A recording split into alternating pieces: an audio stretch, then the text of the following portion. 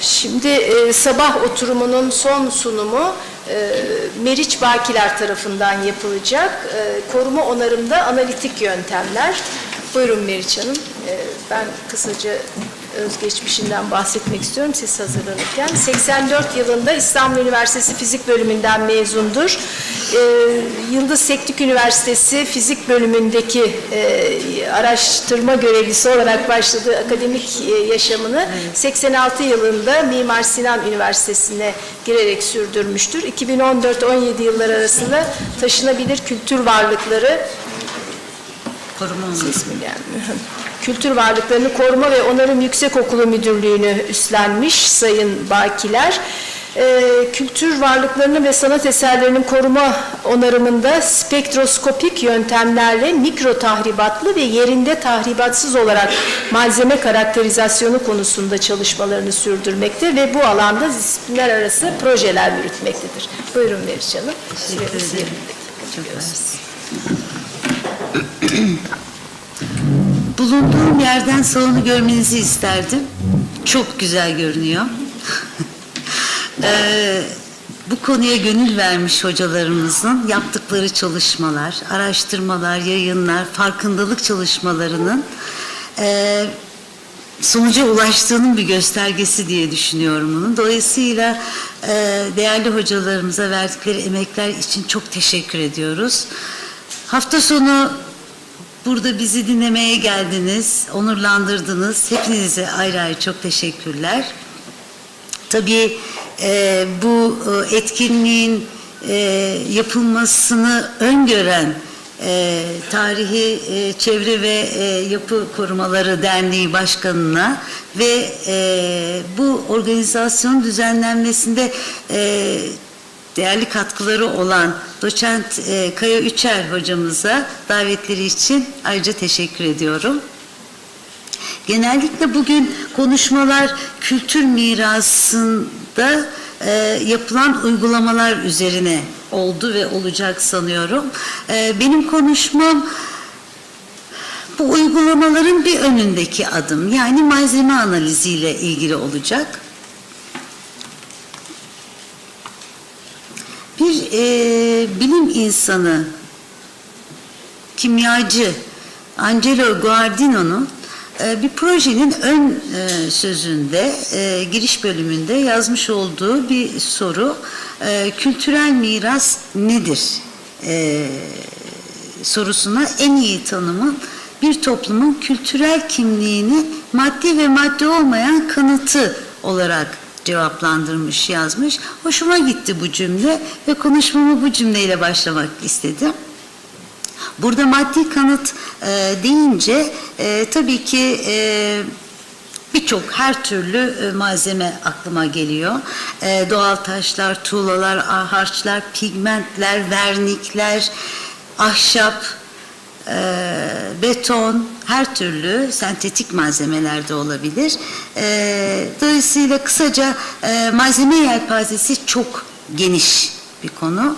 İşte bu malzemelerin ve farklı koşullarda davranışlarının yüksek hassasiyetle, yani ileri analiz yöntemleri kullanılarak belirlenmesi kültürel mirasın daha bilinçli olarak yaşam seviyesini uzatabilmesi için önemli olduğunu düşünüyorum. Dolayısıyla bu konuda yapılan bilimsel çalışmalar koruma onarım uygulamalarına rasyonel bir temel oluşturmakta. Bu bağlamda kimya ve fizik bilimlerinde yapılan çalışmalar ve uygulamalar, bilimsel yöntem sistematik bir şekilde 18. yüzyılın ilk yarısında başlamış. İlk laboratuvar Berlin Kraliyet Müzesi'nde Frederick Ratgen tarafından 1888 yılında kurulmuş. Amacı kraliyet resim koleksiyonunda oluşan bozulmaları belirlemek ve bu fenomeni durdurabilmek için çözümler geliştirmek olmuş. 20. yüzyılın ilk yarılarında kurulan yeni laboratuvarlar da genel olarak resim koleksiyonu üzerine, resim üzerine yoğunlaşmış ama daha sonraları kapsamlı ve temel çalışmalar gerçekleştirilmiş. Bu bilimsel çalışmalardan elde edilen veri nedenler ve etkiler arasında bağlantı sağlar ve bunlar malzemenin sergilediği değişim süreçlerini tanımlayan teorik modellerin geliştirilmesine temel oluşturur. Bu nedenle 20. yüzyılın sonlarında koruma bilimi olarak adlandırılan bilimsel bir disiplin ortaya çıkmış. Beşeri bilimler, sanat, mimarlık, bilim ve teknoloji gibi disiplinlerin bir arada çalışmaları gerektiğini savunan bir disiplin arası bir alan bu koruma bilimi. Yani kısaca kültürel mirasla ilgili malzemelerin karakterizasyonu için bilimsel ilke ve yöntemlerin uygulanmasını içeriyor. Bu konudaki eğitimin yurt dışında olduğu gibi ülkemizde de aslında üstü seviyesinde olması gerektiğini düşünüyorum. Hatta bu konuda bir enstitünün oluşturulması gerektiğini düşünüyorum.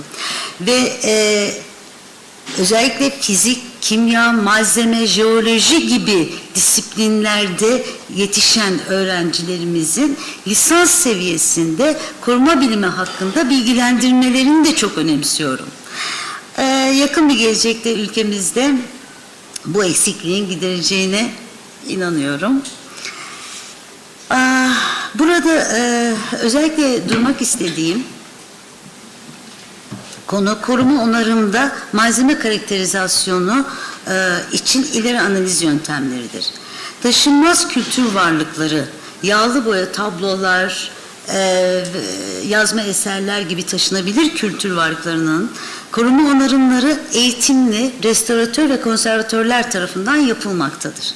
Ancak bu kültürel mirasa yapılacak müdahale tek başına konservatör tarafından karar verilmemelidir. Çünkü korumanın yalnızca kültürel bir nesne üzerinde teknik bir işlem olmamasıdır. Aksine teknik araçlarla yürütülen kültürel ve bilimsel bir işlemdir. Bu nedenle koruma onarım için sanat tarihçilerinin, mimarların, konservatörlerin, keza ressamların, koruma bilimcilerin, eksperlerin katkıları çok önemlidir ve kritik bir noktadır. Her bir kültürel mirasın benzersiz, yeri doldurulamadığı ve mümkün olduğu kadar sağlam şekilde korunması düşüncesi, analitik yöntemlerin uygulamasında bazı kısıtlamalar getirmekte. Bu nedenle birçok sofistike cihazlar geliştirilmiş. Böylece bu değerli mirası en doğru ve hassas şekilde tanımlamak mümkün olmakta. Bazı analitik yöntemler hiç örnek alınmadan da yapılabilmekte. Yani örneğe, esere zarar vermeden gerçekleştirilmekte. Belirtmem gerekir ki tüm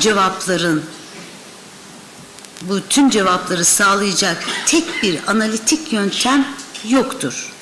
Malzeme ve probleme göre farklı teknikler kullanılır. Hatta çoğu kez elde edilen verileri doğrulamak için birkaç teknik de kullanıyoruz. Şimdi koruma onarım öncesi analiz sürecinden, adımlarından kısaca bahsetmek istiyorum. İlk adım şüphesiz çok önemli bir adım.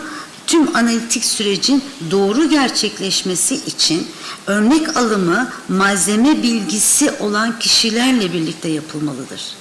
Özgün malzemenin yerinin belirlenmesi, örneğin alınması ve belgelendirilmesini içerir.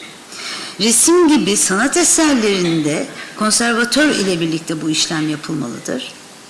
Örnek alımı izin verilmediği durumlarda taşınabilir, tahribatsız cihazlarla yerinde analizler yapmak mümkündür. İkinci adım örnek hazırlama. Bu bazı analitik yöntemlerde örneklerin bir ön hazırlık işlemi oluyor. Kimyasal, fiziksel işlemler bunlar. Onlar yapılıyor. Analiz stratejisi ise görsel analizle başlayan bir süreçtir. malzeme ve probleme göre analiz yöntemlerini belirliyoruz.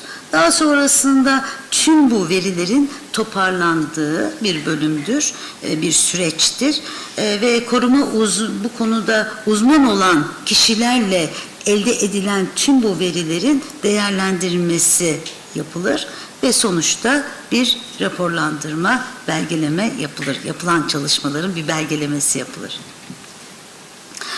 Neden ileri analiz yöntemleri gereklidir diyoruz? Gelin bunu bir slaytla başlayalım anlatmaya. Şimdi malzeme karakterizasyonu elektromanyetik dalga ile maddenin etkileşme esasına dayanır.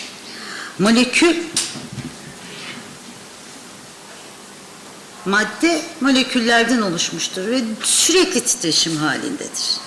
Ve bir enerjisi vardır. Elektromanyetik dalganın da bir enerjisi vardır. Dolayısıyla bu her ikisinin etkileşmesi sonucu madde hakkında parmak izi niteliğinde bilgiler elde edilir. Elektromanyetik dalga çok geniş bir spektruma sahiptir. Hepimizin bildiği gibi. Buna elektromanyetik spektrum diyoruz. Bilimle uğraşmayanlar için tek bilmeleri gereken formül şu formüldür. Enerji ve dalga boyu arasındaki ilişkidir. Dalga boyu büyüdükçe enerji küçülür. Ters orantılıdır. Dalga boyu küçüldükçe enerji büyür. Yani dalga boyu bir hareketin başlangıcı ve bitimi arasında alınan mesafedir. Dolayısıyla bakın burada dalga boyu uzun bir dalga boyu. Dolayısıyla bu bölgeler daha düşük enerjili elektromanyetik dalga bölgeleri. Dalga boyu küçüldükçe frekans artar. Dolayısıyla enerji de artar. Dolayısıyla buralarda elektromanyetik dalganın daha yüksek enerjili bölgeleri. Bakın genelde bakarsak spektruma her bir bölgede farklı enerjiler var. Dolayısıyla her farklı enerjide farklı cihazlar kullanılıyor. Dolayısıyla da farklı cihazlardan malzeme hakkında farklı bilgiler elde ediyoruz.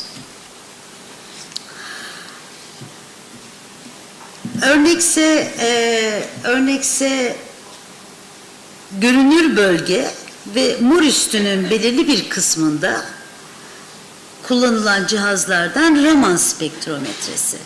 Bu Raman spektrometresi moleküler yapı analizi yapar ve incelediğimiz örnek bir harç örneği ise bunun içeriğinde kalsiyum karbonat veya kalsiyum sülfat, cipsum, kalsit gibi veya bir boya örneği ise bu pigment analizi yani civa sülfür, sinabar, demir oksit, hematit gibi minerallerin olduğunu tespit edebiliyoruz Raman spektrometresiyle. Dolayısıyla elektromanyetik dalganın şu bölgelerinde moleküler analizler yapıyor. Yani maddenin moleküler boyutunu inceliyoruz bu bölgede. Şimdi bu elde ettiğimiz Raman spektrometresine elde ettiğimiz bu bilgiyi biraz daha detaylandıralım diyoruz. Yani bu bilgiyi desteklemek istiyoruz. Neyle? Elektromanyetik dalganın enerjisini arttırıyoruz. Ne yapıyoruz? Bir sonraki bölgeye geçiyoruz. Yani X ışınları bölgesi. Burada ne kullanılıyor? Burada da XRF yani X ışını floresan spektrometresi veya X ışını difraktogram spektrometresi, difraktogramı kullanılıyor. Buralardan ne elde ediyoruz? Malzeme ile ilgili element analizini elde ediyoruz. XRF ile özellikle. Eğer bu da kullanılan bu cihazı biraz önce verdiğim örnekte kullanırsak ne bulacağız orada? Demiri bulacağız hematit için, civayı bulacağız, sülfürü bulacağız veya kalsiyumu bulacağız ve onun Raman'da da eğer biz kalsit bulmuşsak, kalsiyum karbonatı bulmuşsak kalsiyum var diye bunu desteklemiş olacağız. Veya yine X ışını bölgesinde XRD analizi yaparak zaten bunun kalsit veya cipsum olduğunu tespit etmek, hematit olduğunu tespit etmek mümkün. Tabii elektromanyetik dalganın bir daha yüksek enerjili bölgesi ki o da gama ışınları bölgesi. Bakın X ışınları bölgesinde ne yaptı? Burada moleküler yapı tayini yaptık. Yani maddenin molekül kısmına indik. X ışınları bölgesinde artık atomun içine giriyoruz. Yani çekirdeğe yakın elektronlarla iletişim kuruyoruz. Gamma ışını bölgesinde ise çekirdekle elektromanyetik dalganın etkileşimi inceleniyor. Dolayısıyla her bir bölgede maddeyle ilgili farklı bilgiler elde etmiş oluyoruz. O bakımdandır ki her bölgedeki analitik yöntemin kullanılmasında birbirini desteklemesi açısından, sonucu desteklemesi açısından fayda vardır. Çünkü uğraş verdiğimiz konu kültür varlığı, değerli bir eser.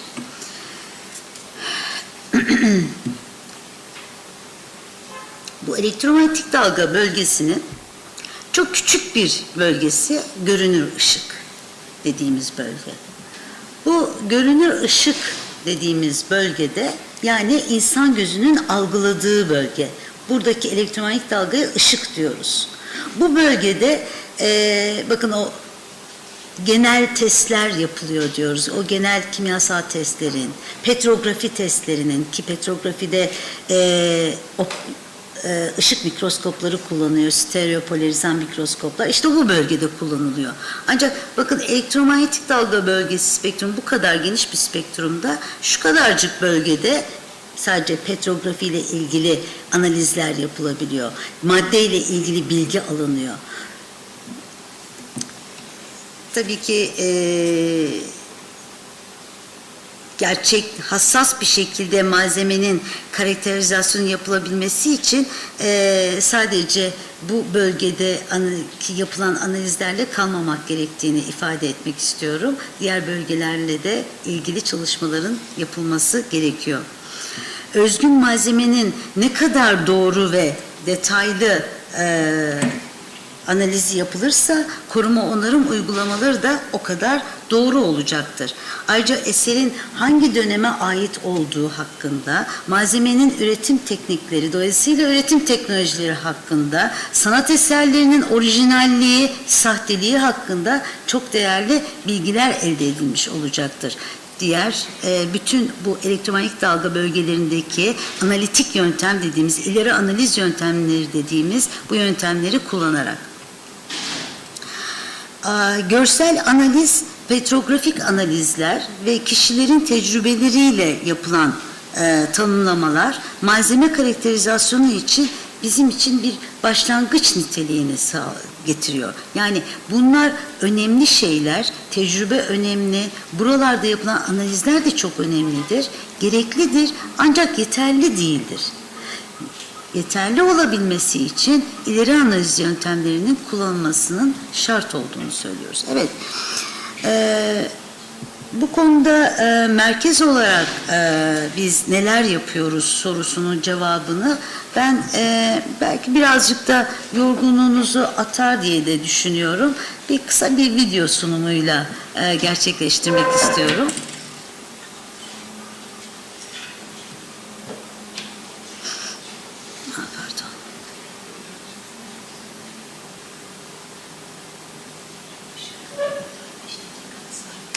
Tamam, o da kısa bir sunum zaten. Bir dakika, buradan çıkmamız lazım.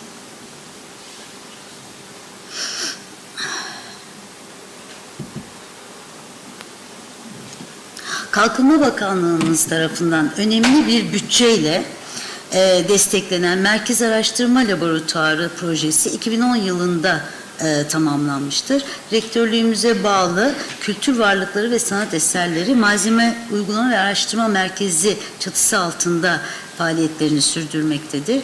9 alt laboratuvardan oluşmaktadır. Amacımız taşınabilir ve taşınmaz kültür varlıklarının koruma onarım çalışmalarının aslına uygun yürütülebilmesi için çağdaş ve tarihi malzeme karakterizasyonunun ileri analiz yöntemleriyle gerçekleştirilmesi, yapılmasıdır.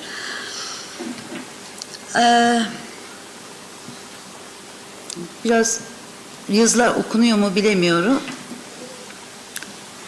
Merkezimize talepler oluyor. Bu talepler doğrultusunda gidip örnekler alınıyor yerlerinden ve öncelikle bir görsel analiz kısmını yapıyoruz. Daha sonra kimya laboratuvarında harç, sıva, taş, tuğla, ahşap gibi malzemelerin, yapı malzemeleri veya diğer malzemelerin gerekli temel testleri yapılmakta.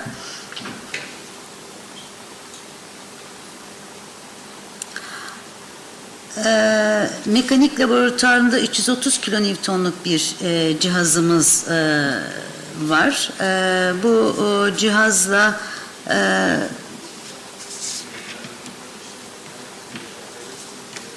beton ve ahşap analizleri de yapıyoruz, gerçekleştiriyoruz. Tahribatsız analizler var, yapılmakta. Malzemenin gözeneklilik durumunu ölçebilmek için civalı porozimetre, helyum piknometresi, yine yoğunluk ölçebilmek için.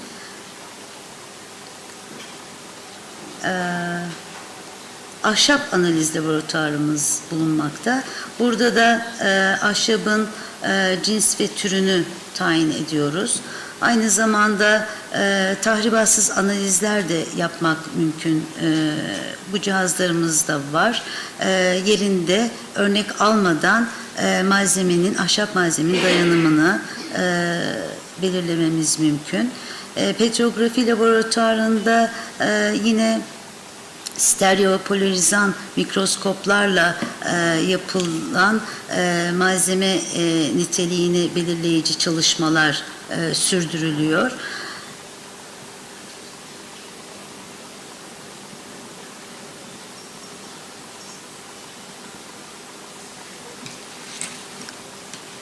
Evet. Bir granit örneği, bir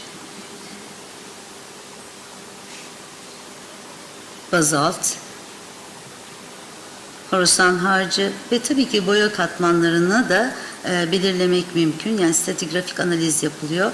Eğer yetmiyorsa bu çalışmalar, elektron mikroskobuyla da bu çalışmalarımıza devam ediyoruz. X ışını laboratuvarında yine bir spektrometremiz tahrip etmeden, yani örnek almadan analiz yapmak mümkün burada. Bir resmin de kullanılan beyaz bir boyanın pigment analizi gerçekleştirildi. Bir yazma eserde kullanılan sürme altının karakterizasyonunu yapmak için kullanıldı ve altın bulunan elementer analiz sonucunda elementer haritalama da yapılmaktadır. Oynar başlığı ve portable bir cihazdır. Yerinde hasarsız analizler yapılabilmektedir bu cihazla. Yani element analizi, biraz önce bahsettiğim X ışını bölgesinde kullanılan cihazlardan. Bunlardan bir tanesi yine XRD. Burada da mineralojik analiz yapılmakta. Sinop Balatlar Kilisesi'nde kazısının duvar resimlerinde elde edilen bir kırmızı boyanın analizini de bu arada görüyorsunuz. Çeşitli bir cihazlar kullanılarak bunun sonucun desteklenmesine gidiyoruz. Elektron mikroskobuyla da daha yüksek büyütmelerde malzeme hakkında bilgi almak, elementel boyutta bilgi almak ve de bu malzemenin morfolojisini belirlemek mümkün. Tabii ki katman analizini yapmak mümkün. Elektron mikroskobu için ön hazırlık yapılması gereken bir cihazdır. Ancak sahip olduğumuz cihazda bir ön hazırlık işlemi gerektirmez. Hiçbir kaplama işlemi yapılmadan tozlu, paslı olarak koyup çok güzel büyütmeyle güzel görüntüler ve bilgiler almak mümkün.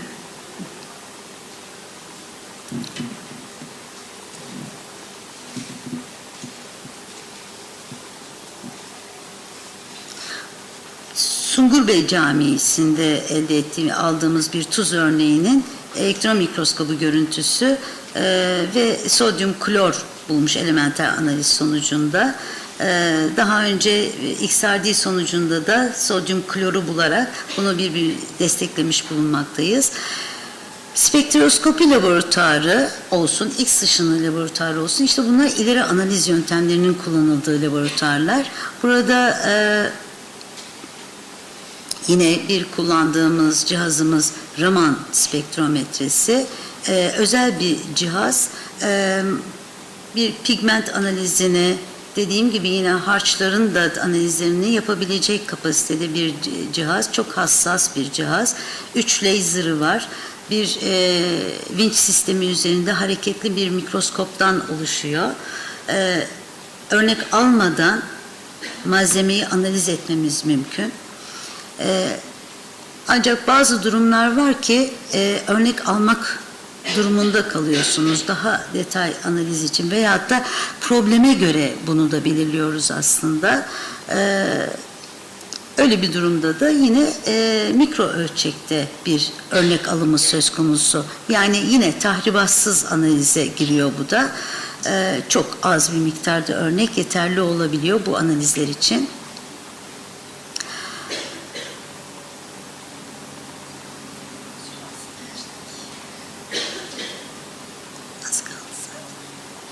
Sinop Balatlar Kilisesi'ndeki şey. Tabii yine büyük bir objenin de analizini bu cihazla yapmak mümkün.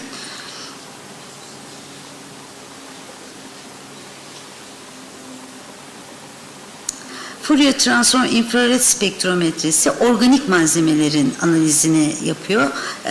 İncelediğimiz malzemelerin içinde hem inorganik hem organik malzemeler olabiliyor biliyorsunuz. Bağlayıcı analizleri. Öncelikle malzemenin içinde organik var mı yok mu dediğimiz zaman işte yine Fourier transform infrared spektrometresiyle bu işlemi yapıyoruz. Yine örnek almadan yapılıyor. Mikroskopik ölçekte yapılabilir. Taşınabilir olanı da var. Taşınabilir olanıyla da yine yerinde örnek almadan analizlerimizi gerçekleştiriyoruz. Çeşitli aparatları var. Bu aparatlarda biraz sonra göreceksiniz mikro ölçekte bir örnek alımıyla da gerekiyorsa eğer bu analizi gerçekleştirmek mümkün. Kromatografi laboratuvarında ICP-MS, GC-MS ve HPLC cihazlarımız var. Tüm bunlar bağlayıcı, vernik gibi organik malzemeleri analiz etmek için kullanılan cihazlar.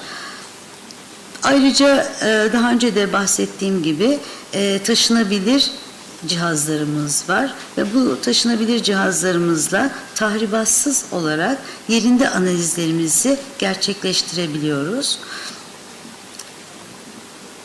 Yine bir böyle eşyalarımızı alıyoruz ve merkezimizin bir arabası var. O arabaya yüklüyoruz, yerine gidiyoruz. Çok da zevkli oluyor tabii ki bu çalışmalar.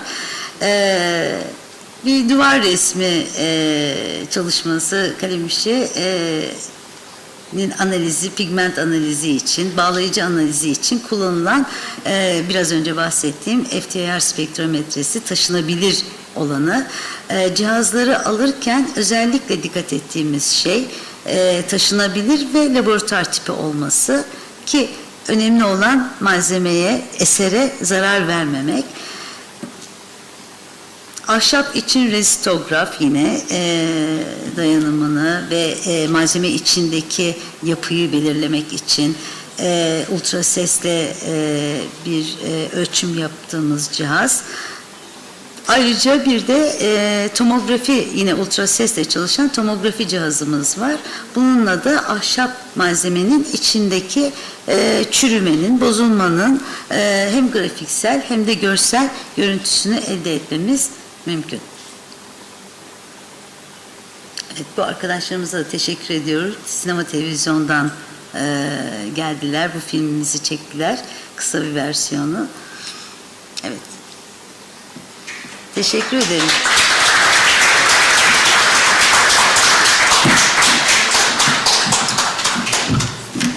Sayın Meriç Bakilere bizi de gezdirmişti ama o zaman galiba mobil kısmınız yoktu. Dolayısıyla bu gelişmeler tabii çok umut verici. Umuyoruz. Ben şimdi diyelim. ayağınıza kadar getirdim laboratuvarı, gösterdim ama çok kısa bir film bu. Aslında hepinizi laboratuvara davet etmek istiyorum. Bizi onurlandırırsınız, çok da seviniriz. Yaptıklarımızı göstermekten keyif alıyoruz. Mutlu edersiniz bizi. Bomonti'de. Evet, Ulaşım da Bomonti'de. kolay. Evet, çok teşekkür ediyoruz. Soru var mı? Buyurun hocam. Çok konuşuyorum galiba. Şimdi Meriç hocamı kesinlikle kutlarım.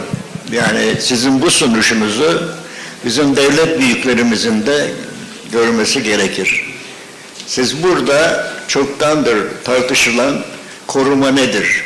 Koruma bir bilimdir lafını destekleyen çok güzel bir sunuş yaptınız. Çok teşekkür ederim. Yani bu bakımdan derneğe de bu katkısı için de teşekkür etmek gerekiyor böyle bir şeyi. Şimdi belki bugün Türkiye'de 400-500 tane master derecesini doktora almış kişi var. Ve bu kişiler genellikle soruyorlar biz ne olduk diye. Siz koruma bilimcisi oldunuz. Yani örnek burada. Yani bunu rahatça söyleyebilirsiniz. Ve biz koruma bilimini de üst düzeydeki politikacılarıma da öğretmemiz lazım gibi geliyor bana. Yani onlara şey yapmak ve yakında da belki politik kargaşa içinde yeni bir değişiklik olacak. Koruma kurullarının kuruluşu içinde muhakkak koruma bilinçinin de alınması lazımdır. Ve bizim bunu desteklemek, Çok önemli hocam. sivil toplum örgütü olarak bu derneğin de destekleyeceği şeylerden bir tanesi bu koruma kurullarına girecek kişilerin hepsinin değilse bile en az 2-3 tanesinin koruma bilimini diploması ellerine olmuş olması lazım gibi geliyor bana. Evet. Çünkü bugünkü koruma şeyinde çok karmaşa var. Yani oraya herkesi alabiliyorlar ve herkesle biz korumadan anlıyoruz diyorlar. Özellikle arkeologlar da koruma yapıyorlar. Mimarlar dahi, özellikle mimarlar, onlar bizim işimizdir diyor. Şehir plancılar yeni çıktılar, onlar da biz korumayı yaparız diyorlar. Ve böylece Aslında herkesin ortaklaşa bir herkes konusu yapar bu. o hale gelmiş vaziyetteyiz. Yani Şimdi benim de tabii onlara sualim, niçin diyor, biz biliyoruz bu işi, nasıl biliyoruz, biz yapıyoruz diyorlar. Bir çocuğu siz yapın, eğer varlıksa o, bir çocuk yapmak gibi oluyor korumada. Çocuğunuz olursa, hastalanırsa siz mi yaparsınız, bakarsınız, ilacını siz mi verirsiniz? Hayır.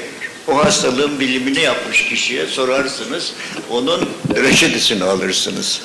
Bizim de galiba buna inandırıcı bir politika gütmemiz lazım ve dernek de bu hususta bize yardımcı olursa çok memnun olurum. Yani koruma kurullarında koruma bilimi dalından geçmiş kişilerin alınması muhakkak lazımdır. evet, katılıyorum, yürekten katılıyorum, fakat hocam eğitim sisteminde biraz değişiklik yapmamız gerekiyor. Yani biraz önce konuşmamda da bahsettiğim gibi enstitülerin kurulması gerekiyor. Çünkü koruma bilimcinin altyapısının, yani lisans altyapısının fizik, kimya, malzeme, jeoloji olması gerekiyor. Ki bu cihazlarla çalışabilsin, buradan çıkanları yorumlayabilsin. Yani bunu siz bir sanat tarihçiden bekleyemezsiniz. Ekstra ilgisi vardır, tabii ki, neden olmasın, harika bir şey. Veya restoratör, konservatörden bunu bekleyemezsiniz. Ama dediğim gibi yine bir fen ağırlıklı bir kişidir. Evet. O zaman tabii ki bütün kapılar açık, herkes olsun. Yani tabii ki koruma onarıma verilecek kararı sadece koruma bilimci de değil de işte koruma bilimcinin de arasında olduğu, Evet. mimarın, sanatçının, sanat tarihçinin, herkesin arasında olduğu bir toplulukla buna karar verilmesi çok doğru bir şey. Umarım yakın bir gelecekte başarırız bunu. Eğer hafta sonu bu güzel güneşli günde bu kadar insan burada toplanmışsa var bir şey, bir enerji var bence. Ben de Ümidimizi ümitliyim. kesmememiz Çok lazım. ümitliyim tabii. Şimdi tabii koruma, conservation science çoktan beri dünya çapında dolaşmakta. özellikle uluslararası örgütlerde, İKRON'da, uluslararası Roma'da bu konuşuluyor, konuşulmadıkları varmış. Bir de Getty'de bir yığın conservation scientist arkadaşım var benim. Evet. Yani kendileriyle sıklıkça, onlar da sizde ne zaman conservation scientist çıkacak diye soruyor. Şimdi ben onlara dönerim, şimdi çıkacaktır. Kesinlikle, kesinlikle. Evet, özellikle incecik lamel haline gelmiş porfiri gördüğümde ben çok heyecanlanmışım. O kadar estetik, o kadar güzel, şeffaf hale gelmiş bir taş görmek gerçekten kolaylıklar diliyoruz ve yani anlaşılan hani giderek geliştiriyorsunuz. Evet. Çok kutluyoruz sizi. Çok Yani biz teşekkürler. şimdiye kadar taşınmaz kültür varlıkları üzerinde biraz daha fazla yorulduk, ağırlık verdik evet dediğiniz gibi. Çünkü neden biliyor musunuz? Taşınmaz kültür varlıklarının koruma onarımı için malzeme analizi bir şekilde ihalelerin içine girmiş, şartnamelerin içine girmiş. Yani o nispeten güzel bir şey. Yani bir başlangıç. Oradan biz çalışmalarımızı sürdürüyoruz ama ne yazık ki sanat eserleri konusunda, resim, tablo eserler konusunda böyle bir şartname, böyle bir çalışma yok ülkede. Hiçbir çalışma yapılmamış. Bir malzeme analiz çalışması, bir ressama ait bir palet çalışması. Ya bunlar hepsi çok değerli, çok önemli şeyler. Hepsi birer data banktır. Yani yurt dışına gidiyoruz, kişiler, müzelerin içinde kurulmuş bu laboratuvarlar zaten. Bunlar sahtecilik, orijinallik üzerine konuşma yapabiliyorlar. Bu budur, sahtedir, orijinal değil. Neye göre diyorlar? Çünkü daha önce bütün bu çalışmalar yapılmış, bu analizler yapılmış ve data bankları var. Karşılaştırıyorlar ve söylüyorlar. Ama bizim böyle bir data bankamız yok. Ama olması gerekiyor. Böyle bir laboratuvar var. Hazırız çalışmaya, hevesliyiz. Çalışacağız.